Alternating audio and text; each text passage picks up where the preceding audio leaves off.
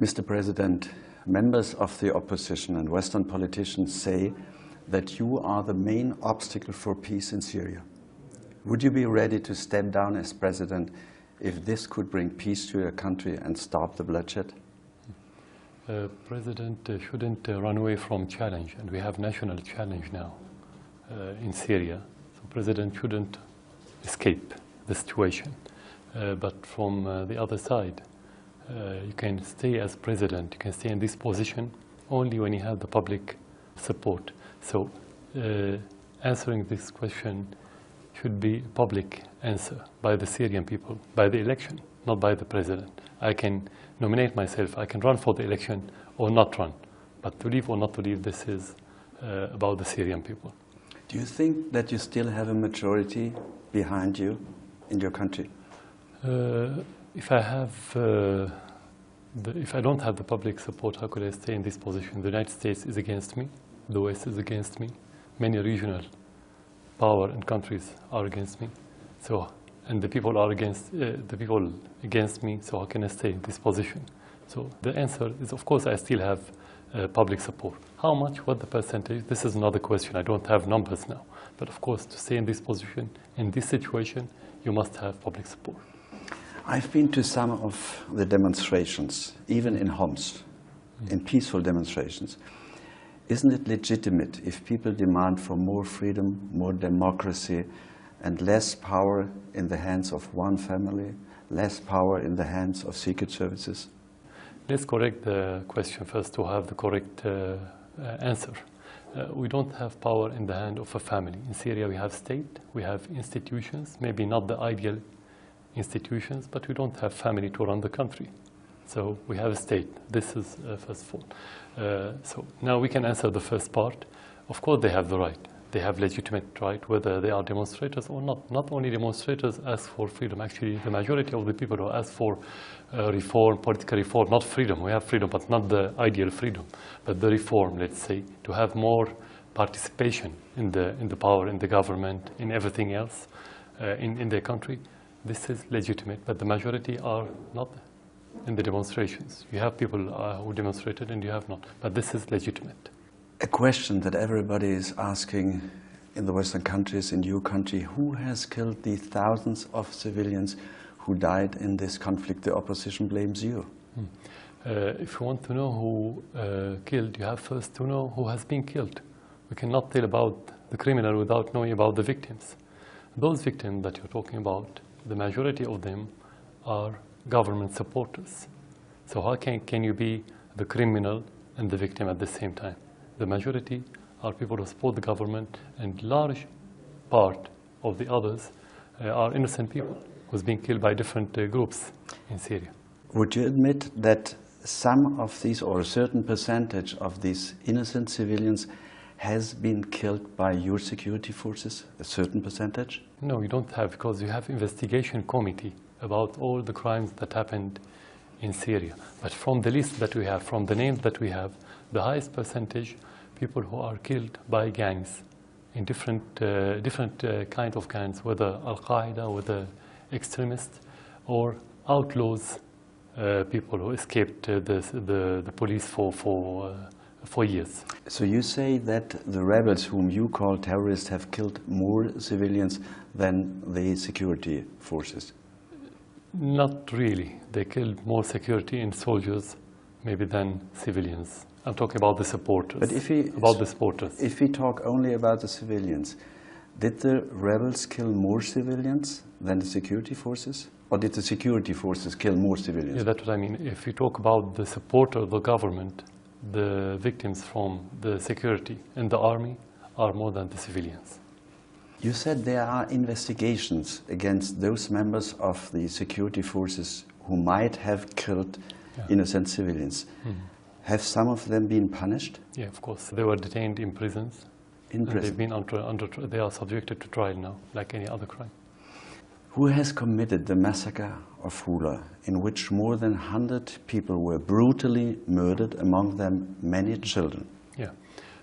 Gangs came in hundreds from outside the city, not from inside the city, and they attacked the city, and they attacked the law enforcement forces unit inside the city, and then they killed many families, and as you mentioned, children and women. And actually, those families that's been killed, they are government supporters, not opposition. I was told by somebody who lives in Hula and who lost members of his family. He told me that the killers wore army uniforms. Why did they wear army uniforms? Just to accuse our government. That happened many times. They committed a crime, they published videos, fake videos, and they wear the soldier uniform, our army uniform, in order to say this is the army.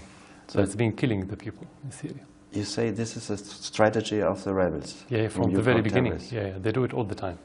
Not only in Hula, in many places. Who are these rebels whom you call terrorists?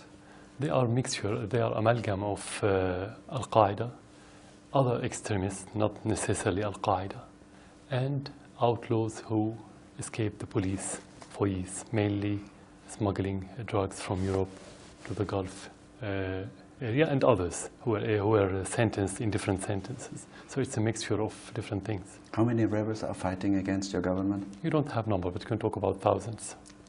20, 30? You cannot tell. I wouldn't give you any number if not precise. Would you say that all these rebels are terrorists? It depends on the act. If they attack people and burn and destroy, of course this is terrorism by the law. But you have people who are implicated without being criminals for different reasons. Sometimes for financial reasons, they pay them money. Sometimes under threat. And sometimes for certain illusions and delusions. So not all of them are terrorists. That's why we absolve many of them when they give up their armaments. Okay. Did you capture some of the Al-Qaeda fighters you were talking about? Yeah, we caught many. Tens of them. From which countries? From maybe Tunisian and Libyans, I think. Could I meet one of them? Yes, you can. With a translator? Alone? Yeah, of course. What is the role of the United States in this conflict? It's part of the conflict. They offer the umbrella and political support to those gangs to create stability or to destabilize Syria. You say the United States is politically supporting the rebels. Yeah. Is that correct? Yeah, exactly. And you say these rebels, whom you call terrorists, kill civilians. This means you are accusing the American government of being at least partly responsible for the killing of innocent Syrian civilians. Is that correct? Of course, exactly. As long as you offer any kind of support to terrorists, you are a partner. Whether you send them armament or money or public support, political support in the United Nations, anywhere, any kind of support, this is implication. You know that Western politicians see the situation differently. Yeah. And they are discussing a military intervention in Syria. How would you react? Would you retaliate against Western countries? No, it's not about the retaliation, it's about defending our country. Our priority is to defend our country, not to retaliate to anyone. This is our duty, and this is our aim. And you're prepared for such an attack? Whether you're prepared or not, you're going to defend your country. But you have to be prepared. If for you the United States is part of the problem, why don't you negotiate with them? Why don't you invite Mrs. Hillary Clinton to Damascus? Why don't you make the first step? We never closed our doors in front of any country in this world and any official, as long as they want to help in solving the problem in Syria, providing that they are serious and honest. But they close their doors, so we don't have any problem. We always announce publicly that we are ready for any kind of help or dialogue.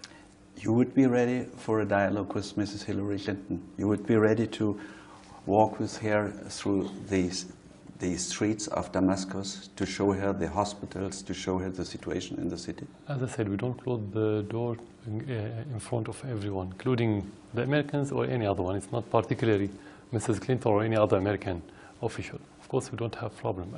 We did it many times with others to walk in the streets, as you mentioned, and we'll do it again. We don't have problem, of course. Let's come to the internal situations. Are negotiations with the different opposition groups still a realistic option, or do you think you have to fight this conflict out till the bitter end? Dialogue is a strategic option. whatever you do, whatever other option you have, you need a dialogue, at least to make sure that you can do something peacefully. But as long as you have terrorism, and as long as the dialogue didn't work, you have to fight the terrorism. You cannot keep just making dialogue while they are killing your people and your army. But you could have a dialogue with those who are not terrorists. We had dialogue last summer, and we kept inviting them. Some of them accepted the invitation, and they made dialogue, and they participated in the elections in the parliament, and they had some seats in the parliament, and they have portfolios in the recent government last week. But they got only 2% in the last elections. Yeah, this is not our fault. We don't have to offer them the percentage. So we don't create the government. Would you be ready to talk also to the opposition in exile? Yeah, and we announced that. We said we are ready to talk to anyone. Would you be ready to discuss and negotiate also with rebels if they lay their weapons down? Definitely, and we did, and we absorbed them, and some of them live normal life now. They don't have any problem. You would be ready to talk to everybody if he lays his weapons down? Of course. Even before, we started talking before they laid down their weapons, in order to get that result. What about the Kofi Annan plan? Mm-hmm. Has it failed? No, it shouldn't fail, and Kofi Annan is doing so far difficult but good job. We know that he has many obstacles, but it shouldn't fail. This plan is a very good plan. What is his main obstacle? The main obstacle that many countries didn't want it to succeed. So they offer political support, and they still send armaments and send money to terrorists in Syria. They want it to fail this way. Who sends the weapons to your country? Who is the country who is supporting the rebels most?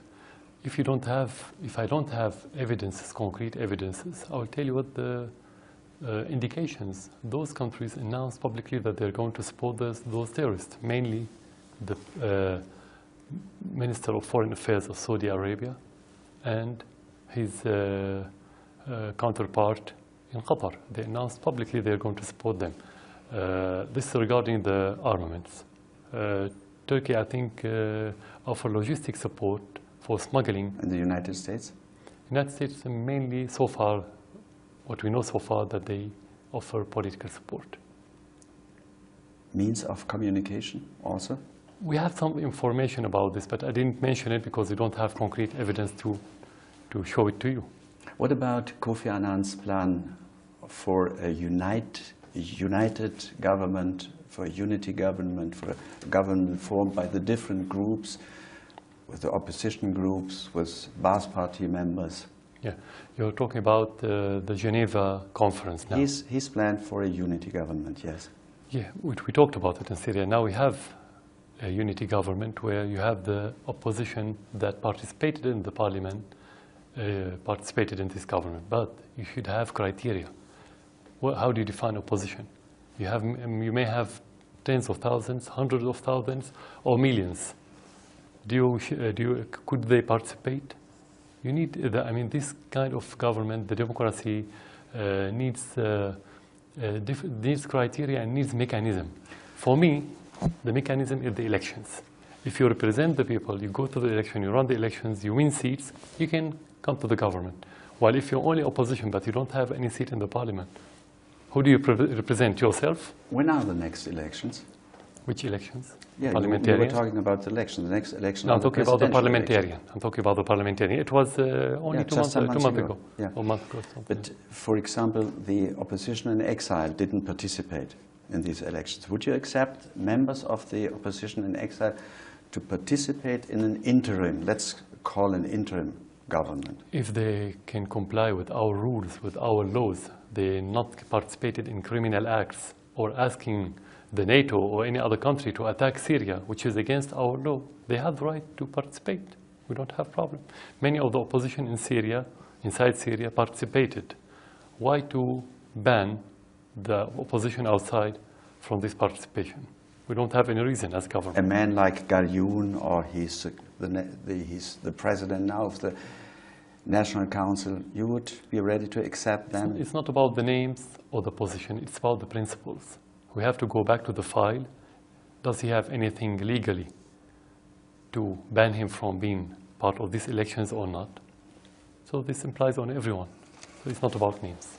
Mr. President, when you think about what happened to the leaders of Egypt and Libya, when you remember the pictures that we all have seen on TV, aren't you scared for your family, your wife, your little children?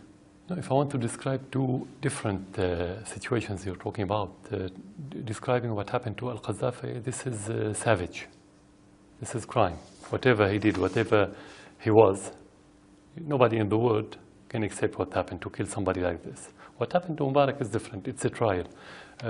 Any citizen, when he watches a trial on TV, he would think that I don't want to be in that position. So the answer is don't do like them, don't do like him. But to compare or to be scared, you have to, to be scared, you have to compare. Do we have something in common? No, it's a completely different situation. What's happening in Egypt is different from what's happening in Syria. The historical context is different, the social fabric is different, and our policy was always different. So what's in common? You cannot compare. So you cannot feel scared, but maybe you feel sorry or pity or whatever. But nevertheless, you have a hard opposition, you have hard fighting rebels, and you know what these rebels want to do.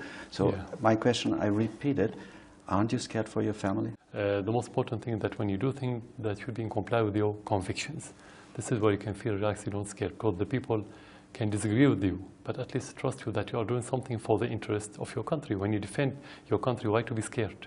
When you do something to protect the people, why to be scared? You may say that you have thousands of victims. What if you have hundreds of thousands of victims? So that's what's supposed to be in Syria.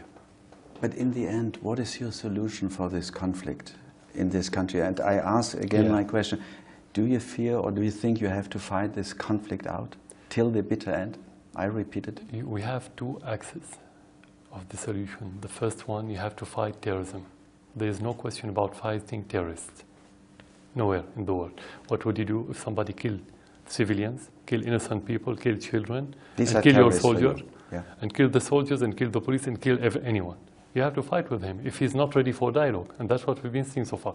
The other axe is to make dialogue with different components, political components, and at the same time to have reform, to participate everyone, and the people will decide who should be our representative, or the people's representative, through the ballot box.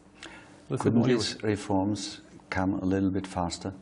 It's subjective things. You think it's faster, I think it's slower.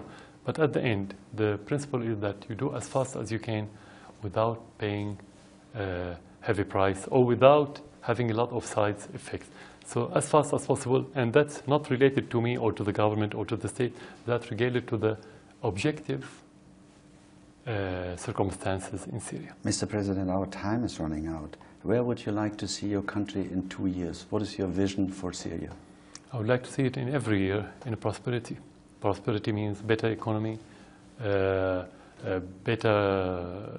in every aspect, culturally and whatever, but that needs security.